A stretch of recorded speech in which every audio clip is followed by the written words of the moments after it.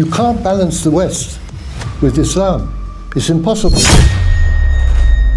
But most important of all, it doesn't connect into the heavens. And that is the basis of the whole of the creation of the modern world. They are telling us, week by week, the terrible dangers that are facing us. Modern man is cut off from the heavens and he's cut off from the earth. God created man, man created the machine.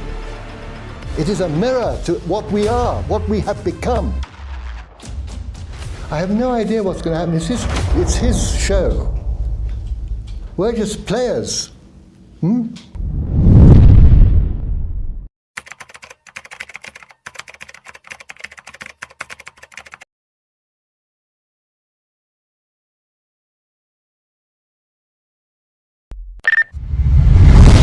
And the problem with modernity is that it only keeps alive by growing.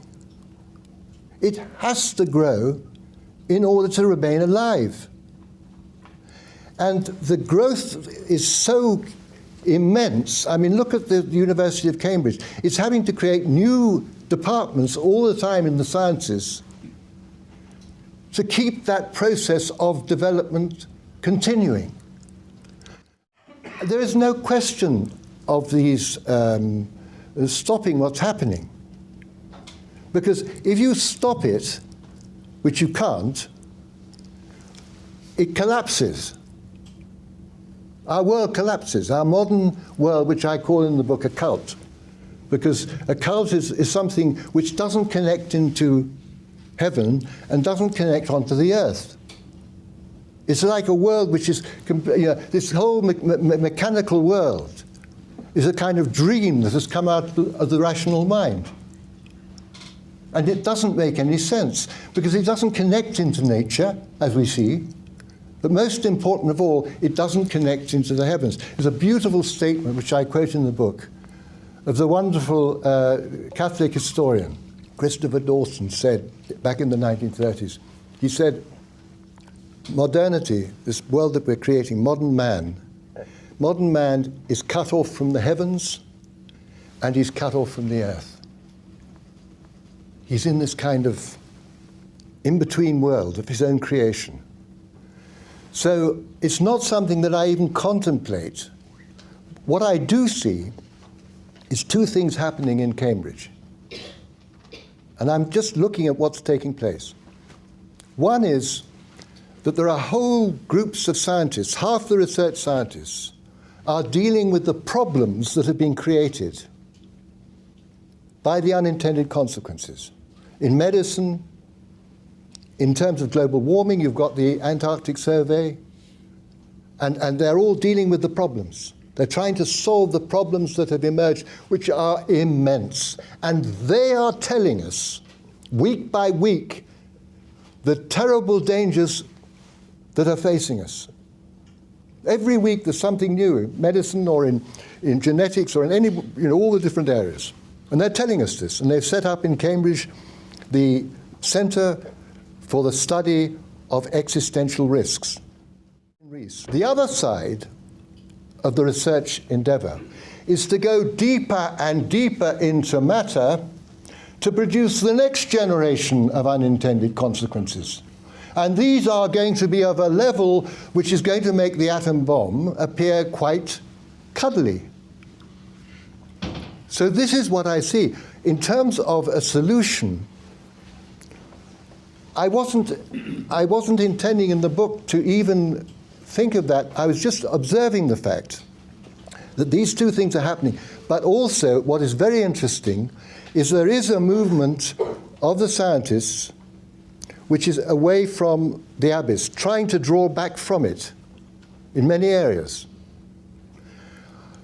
But the problem is not, we can't solve the problems by dealing with global warming, putting up screens, all this kind of ideas they have. The reality is that the world we have created, we've created it. God created man, man created the machine. He broke sacred time, sacred space, sacred relationships. He created his own creation, which is this machine, out of the limited aspect of the rational mind, divorced from its glorious relationships with the mystical mind, with the senses, with the God-centeredness. And what we now see, this chaos, this ugliness, the phenomenal ugliness that we are faced with every moment of our lives, is the reflection of our souls. It is a mirror to what we are, what we have become. That's the really frightening part of it. So unless there is a transformation of our souls, there is nothing. All of this kind of trying to stop things from the outside, trying to deal with, existential things, is I would have suggested from a principial point of view, is doomed to failure. It's a very, very important question, because the idea that the Islamic world collapsed from within is one which I believe comes first of all from when Muslims were traumatized by this absolute huge thing that came from outside and destroyed something that had existed for more than 1,000 years in a state of stability. And I'm talking about social stability. Actually, what is remarkable about Islamic civilization is that, first of all, it is the only universal civilization. There can only be one universal. It spread from Arabia through to China and all the way across to West Africa.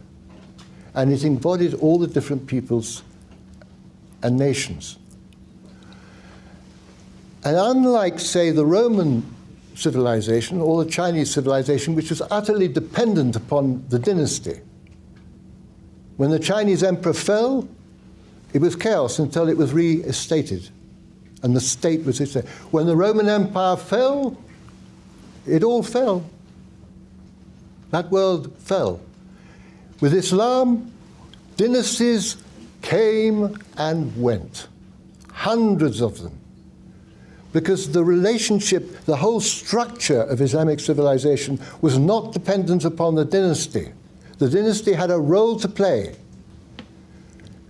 but the stability and the power of the civilization was within the whole Sharia culture education system, the world maintained by the scholars. So the important thing is that it was the great civilization of the Sharia and of the educational structure and of the arts. The senses, when you come to this wonderful trilogy of the mystical cognition, the reasoning mind, and the senses, the three ways we can comprehend, the three ways we understand the world. And in this God movement which took place within Islam, the senses, the knowledge of the senses is realized through the artist. They are the wise ones of the senses because they have heightened senses. And the environment that they created, the Islamic environment from West Africa through to China, the environment was unified. And the environment manifested unity. The geometric form, the structures, reasoning mind in Islam did not go AWOL like it did in the West, where it took off on its own. It reached that point of glorious conviction and clarity, because all of these three capacities for knowledge, for understanding, were directed towards receiving the revelation, of understanding the revelation. Now, that world, the inheritors of the Prophet, were the scholars. And that was where the power of Islamic civilization lay. And dynasties came to do their job, maintain certain orders, and they went. But the civilization continued on. And that civilization, that world, was intact right up until the 19th century. It was operative. It was able to take certain of the stresses and strains.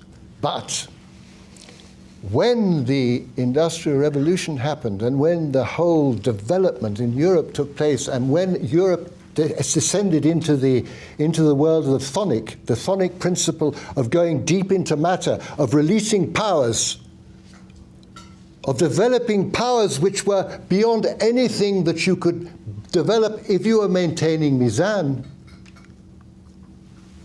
nothing could withstand the power of them. Nothing. The power, it's like, you just think of it, going from fighting with bows and arrows, swords, chivalry, to the atom bomb. The scale is completely different. And that is because by breaking the mereological principle of balance, by going down into the chthonic realm, you create an aberration of monstrous capacity, because this material reality, or appearance of reality, you claim to be the whole. And once you claim a part to be the whole, you produce an aberration. And nothing could stand. People say to me about this thing, what? I say, look, if you're playing by the rules, you have a boxing match, and at the end of round 5, the guy comes out for the 6th round, and instead of his boxing, he's got a machine gun. He's not playing by the rules.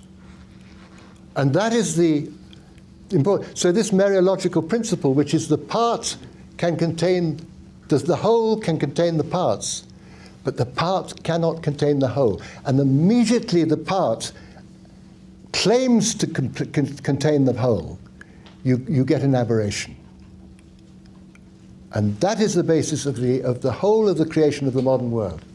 That you invited, Wael Halak, in his book, The Impossible State, has beautifully enunciated this. That's the reality. The reality is that the minute you break the mereological principle and you enter, you break the balance and you enter into the power of materiality, that power will provide you with the conquest of, you may conquer the whole world and lose your soul.